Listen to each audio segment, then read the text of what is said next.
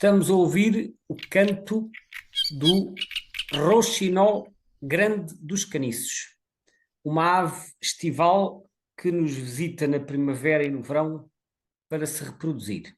É o tema para a nossa conversa de hoje com o José Sousa. Olá Zé, bem-vindo e olá a todos os que nos escutam. Olá, Gonçalo, tudo bem? Temos aqui realmente a centésima, septuagésima espécie da tua lista, não é verdade? Correto. Onde é que andavas a ouvir este peixaroco? Este bicharoco foi na Lesíria do Tejo, na Lesíria de Vila Franca de Xira, no dia 15 de abril de 1989, foi no mesmo dia, na mesma visita em que eu observei pela primeira vez a perdiz do mar, de que falámos na conversa anterior.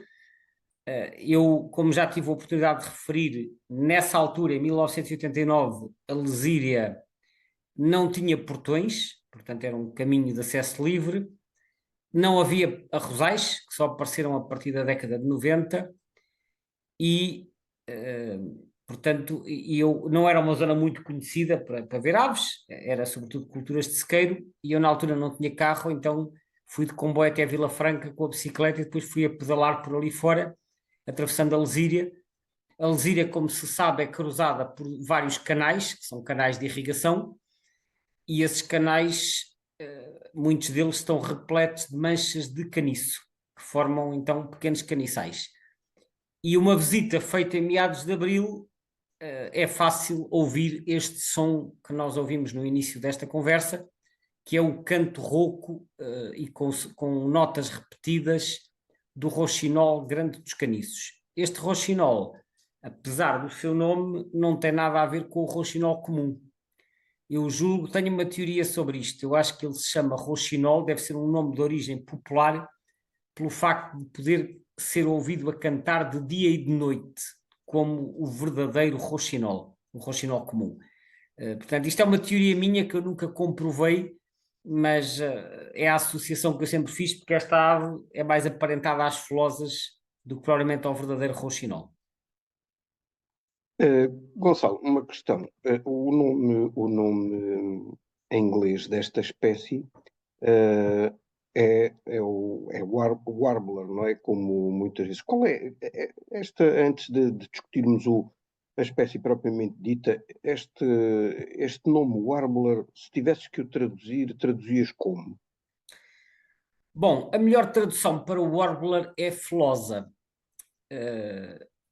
Flosa, só que o warbler é um nome bastante genérico e que abarca um leque alargado de espécies que até há pouco tempo, talvez há 10 ou 20 anos, estavam todas incluídas numa grande família que era a família Silvidae, ou seja, a família dos silvídeos, que inclui totinegras e felosas variadas como filoscopos, acrocéfalos e polais e não só. A recente revisão taxonómica retalhou esta família em 5 ou 6, incluindo a Acrocefalidae, que é onde está atualmente o rouxinol grande dos caniços, Locustelidae, onde estão as cigarrinhas, Filoscopidae, onde estão as felosas mais pequenas do género Filoscopos, Cisticolidae, onde está a fuinha, Setidae, onde está o rouxinol bravo, e Silvidae, onde ficaram as totinegras. Apesar desta revisão taxonómica, ou seja, são várias famílias que hoje se sabe que não são assim tão próximas umas das outras, só que os nomes ingleses que já eram usados e que incluíam esta palavra warbler, em muitos casos foram mantidos. Portanto, o nome warbler, em língua inglesa, atualmente é utilizado para espécies de famílias distintas, mas como disse, foi mantido por razões históricas, porque elas no passado estavam na mesma família. Isto também acontece um pouco em português, porque nós temos a flosa poliglota, por exemplo, que está na família dos Acrocefalidae também, mas depois temos a flosa comum, que está na família Filoscopidae. Portanto, se calhar no futuro, em português e eventualmente em inglês também, faria sentido repensar estes nomes de modo a que a terminologia de alguma maneira esteja coerente com a taxonomia. Só que isto nem sempre é fácil de fazer porque as pessoas na linguagem comum estão habituadas a usar determinados nomes, isto também se aplica em Claro, inglês. e os nomes de origem popular não têm uma origem taxonómica propriamente, não é? Portanto, Não, não, não, e às vezes há grandes confusões por causa disso.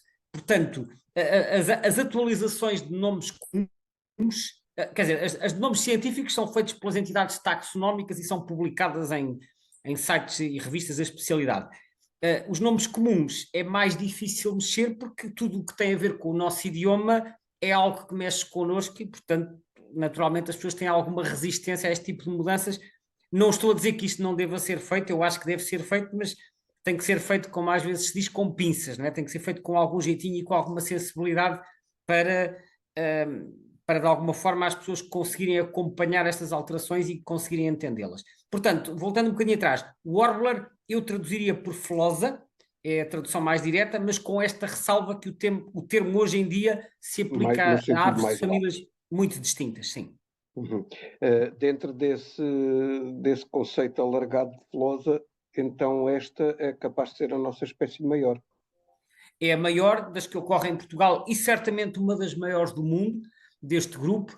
Aliás, nota que Great Reed Warbler, se nós traduzirmos à letra para português, uma tradução literal será Flosa Grande dos Caniços, porque Reed é caniço.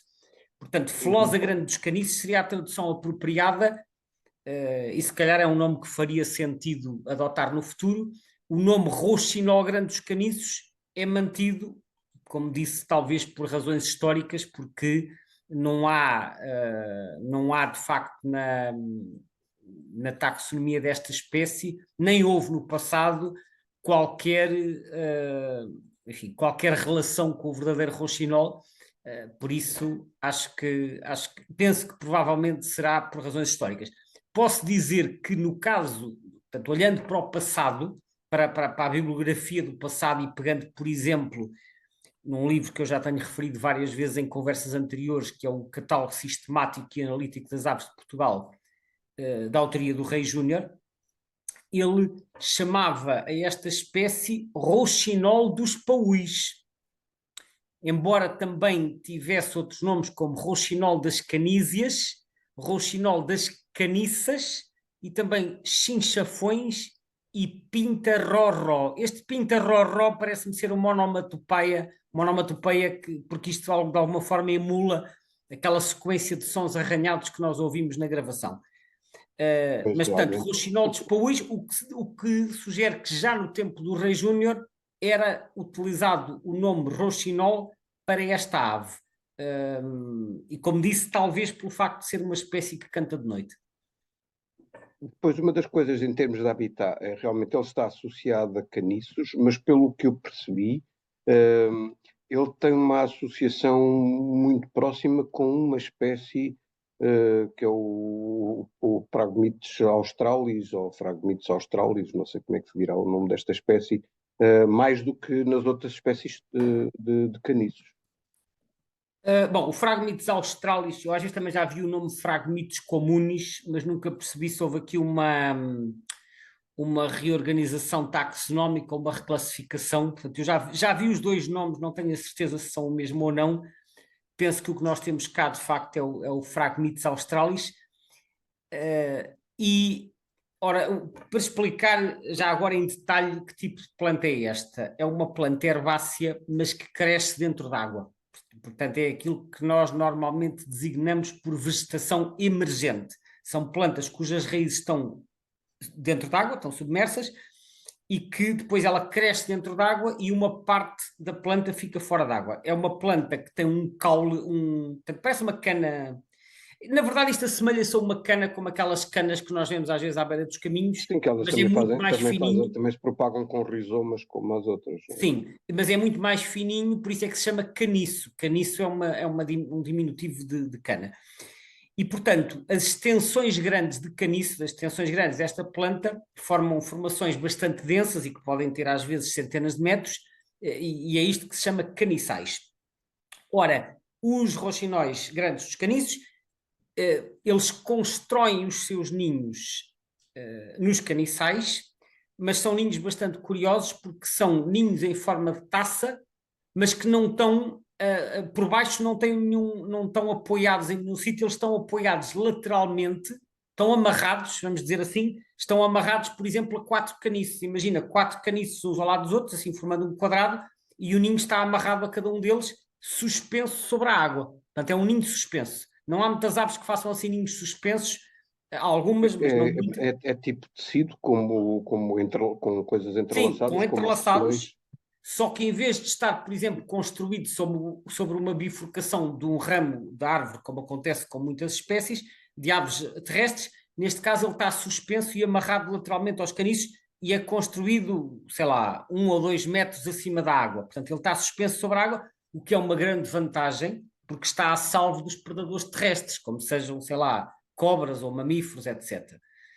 E, portanto, este e outras espécies que nidificam em caniçais especializaram-se em construir estes ninhos suspensos. Para além dos caniçais, eles também ocorrem em tabuais. Tabuais são formação de tabua. A tabua é outro tipo de planta emergente, que também existe bastante em Portugal, mas que em vez de ter os talos redondos, como os caniços, são assim mais espalmadas, é umas folhas espalmadas compridas, e que na extremidade, quase na extremidade, tem assim uma espécie de uns cilindros que faz lembrar umas salsichas, sabes como é que é? Porque o caniço na extremidade tem uma ramagem, a tabua não Sim, tem sim, ramagem sim. nenhuma, tem as tais salsichas, e então as formações de tabuas chamam-se tabuais. Os roxinóis grandes dos caniços também aparecem em tabuais, portanto eles podem nidificar ou em caniçais ou em tabuais, também podem nidificar em manchas de bunho, que é outro tipo de vegetação emergente, tipo junco, e ocasionalmente em margens de rios ou ribeiros, em sítios onde haja tamargueiras ou salgueiros. Portanto, eu também já os via cantar nesse tipo de árvores às vezes e penso que eles podem fazer ninho nesse tipo de vegetação também. Mas claramente preferem os caniçais, são os preferidos e têm que ser caniçais relativamente grossos, porque são aves maiores que os roxinóis pequenos dos caniços, que havemos de falar um dia destes, e portanto precisam de caniços mais fortes que aguentem o peso dos ninhos. Outro pormenor também interessante, agora que estás a falar aí da questão da reprodução da espécie, é que, pelos vistos, o critério aparente da escolha dos casais, que é feita pela FEB, tem a ver mais com a qualidade do território do que propriamente com a ave em si.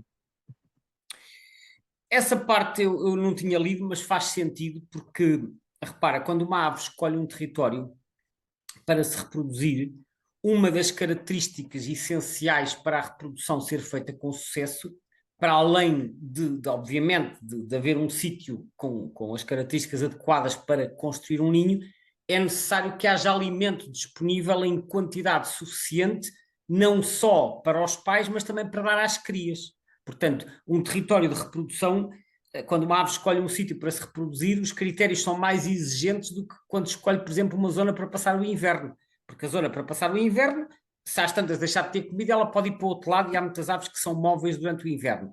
Mas na época de reprodução, ela vai ter que alimentar uma prole e vai ter que garantir que há ali alimento pelo menos durante 2 meses ou mais, que é para alimentar o casal e as crias até elas ganharem alguma independência. E, portanto, faz todo o sentido que as fêmeas deem preferência a machos que estão em territórios de qualidade. É claro que, teoricamente, isto seria assim para todas as espécies. Na prática, pode não ser este o critério principal para todas as aves, mas de facto faz sentido. E eles são territoriais, portanto, se for um caniçal pequenino, se calhar só lá cabe um casal. Se for um caniçal maior, podem caber vários casais e nós ouvimos os machos a responder uns aos outros. E aliás, sabes que estes machos podem ser polígamos, portanto, eles podem Sim, sim, sim, sim. acasalar com mais de uma fêmea e estão ali a manter vários territórios. Se bem que, pelos vistos, um dos outros critérios também da escolha, pelo que eu tive a ver, também tem a ver com o repertório das canções da ave, naquela perspectiva que, em princípio, uma ave com um macho com um maior repertório de canções, se calhar também será mais saudável, imagino eu, não é uma coisa assim. Sim, essa é uma das interpretações que é dada para o facto das aves canoras, assim, muitas vezes é um nome que se dá aos passeriformes, são as aves canoras, vocalizarem intensamente, é que se considera, pelo menos é uma interpretação que é dada com frequência, que um macho que apresenta dotes vocais de qualidade, embora aqui o conceito de qualidade seja subjetivo, mas portanto um macho que consegue exibir muita arte no canto, ele quer mostrar que é saudável e que canta muito bem, e com isso implicitamente transmitir a mensagem: eu sou um tipo saudável, canto muito bem e consigo arranjar alimento para uma futura prole. Portanto, o canto é usado como forma de mostrar saúde, se assim se pode dizer, para atrair a fêmea. Ou seja, vamos ver isto ao contrário, para entender melhor. Um macho que não canta ou que só dê assim umas notas muito fraquinhas, não é? Que não cante com vivacidade, está a transmitir a mensagem que é assim um indivíduo fraquinho, desculpa lá esta voz, é fraquinho, canta pouco, portanto é pouco saudável, não vai conseguir criar uma prole.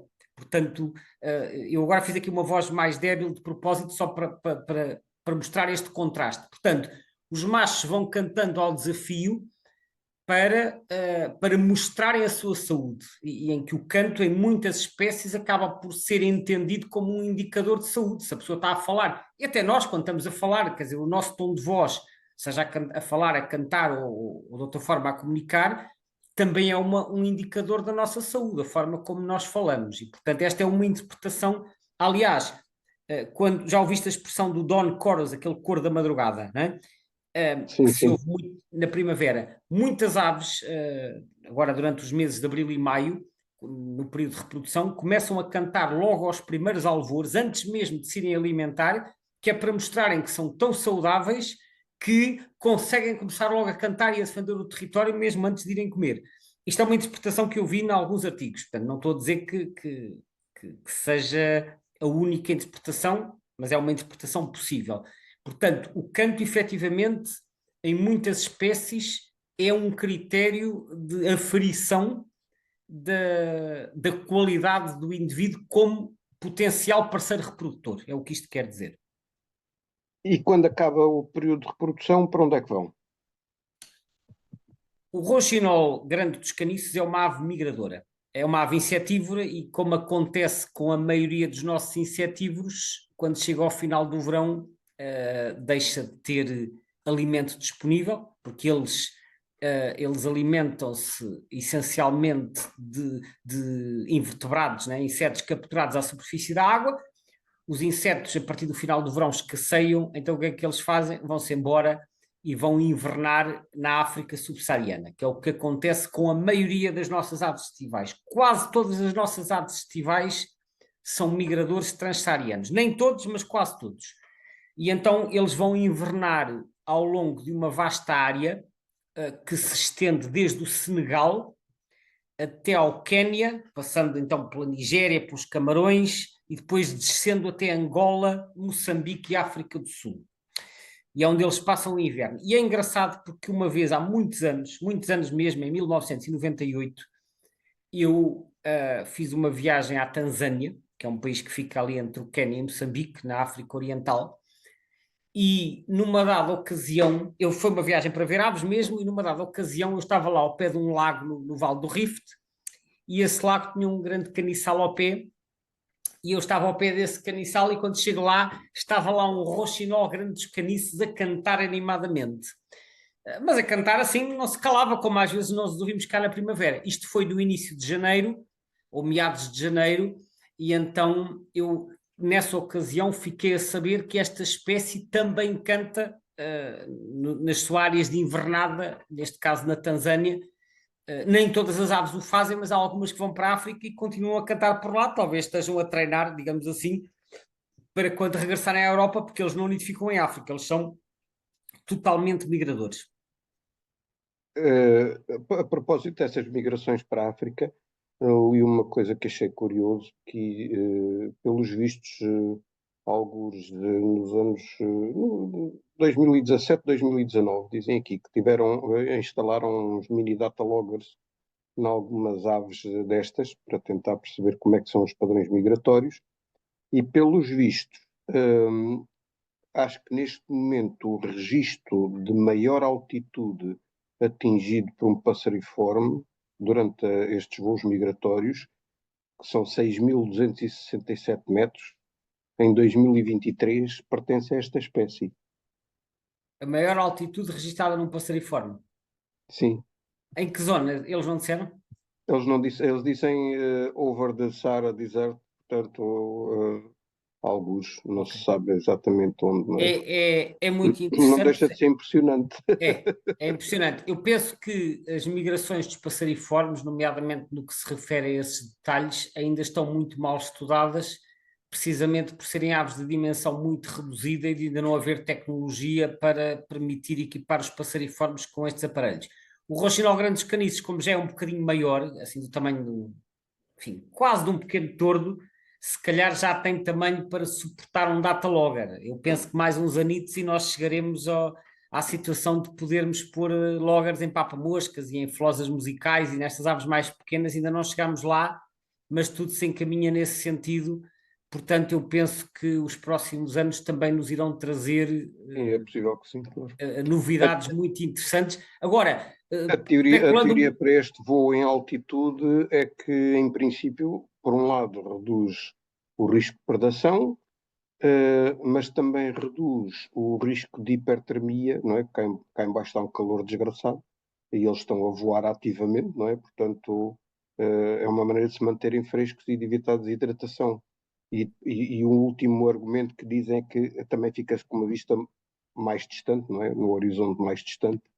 Portanto, Sim, talvez serão. consigam ver ao longe outros pontos de referência e, além disso, a escolha da altitude de voo, penso eu, com base em estudos que foram feitos noutras espécies, também poderá variar em função das condições de vento, porque pode acontecer que em determinados dias o vento seja mais intenso cá em baixo e que depois lá para cima haja menos vento, nem sempre será o caso, mas ou até que vão para mais para Ou ao norte, contrário, mais ou que esteja vento favorável. vento favorável, exatamente, ou seja, soubem, eles podem escolher uma altitude em cada momento da viagem para tirar partido das condições mais favoráveis, sem dúvida. Portanto, mas claro, como eu disse, ainda haverá muito para descobrir em relação a isto.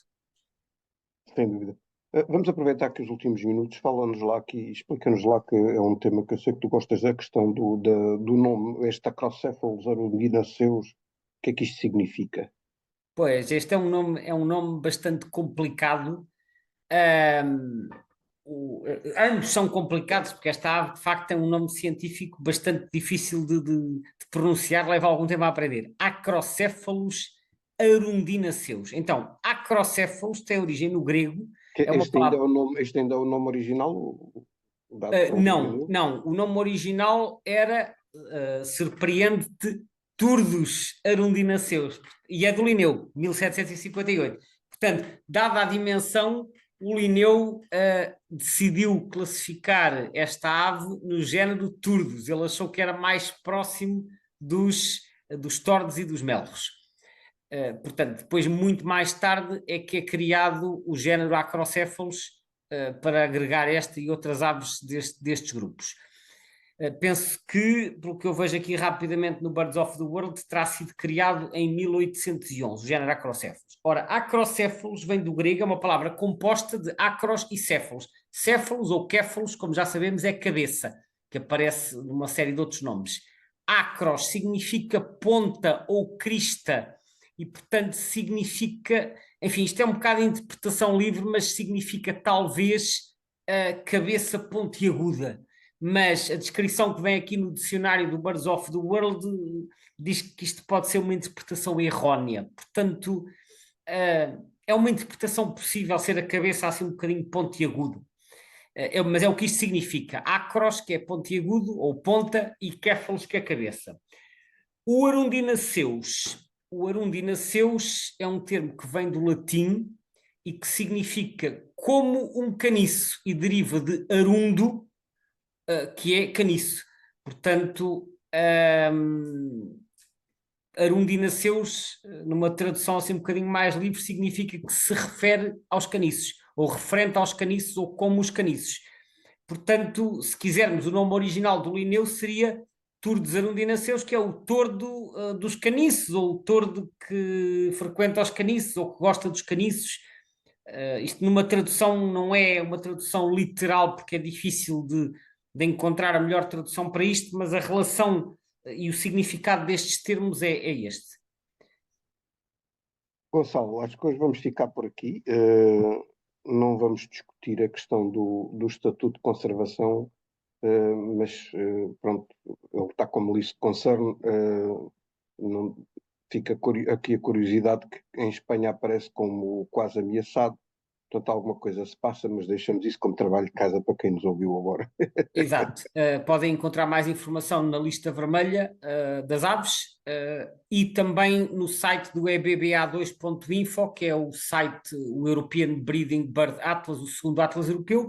Fica aqui o convite para irem lá espreitar o mapa de variação desta espécie do primeiro para o segundo Atlas e ver os países em que aumentou e os países em que diminuiu, que tem lá algumas informações interessantes. Fica o desafio. Obrigado a todos e obrigado, Zé. Até à próxima. Até à próxima.